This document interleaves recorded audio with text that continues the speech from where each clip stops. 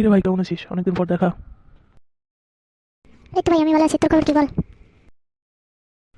আমার আর কি খবর, আমার জীবন শেষ ভাই। কেন ভাই, কি হয়েছে? আর বলিস না রে, নিচে দিমাগি ওটা শালা গার্লফ্রেন্ড কি কামে যে পড়াইছিলাম ভগবানই জানে ভাই। শালা জীবনটা শেষ করে দিল। কেন ভাই, তোর জীবন শেষ হয় কেন? আর বলিস না বাল, এটা কর ওটা কর করে মাথা মাথা নষ্ট করে দেয়। কথাটা তুই থেকে বলছিস বল, আমার জীবনটাও শেষ এই মাগিদের জন্য শালা। কিরে ভাই, কেমন আছিস তোরা? অনেকদিন পর তো দেখা। আয় ভাই, আয় আয় এসে বস, অনেকদিন দেখা হয় না তোর সাথে, আয়। তারপর বল, তোদের খবর টবর বল। আমাদের আর কি খবর ভাই, জীবনটা পুরো শেষ রে, ঝান্ড হয়ে গেছে জীবনটা। ঠিকই বলছিস ভাই রে, তুইও জীবনটা শেষ।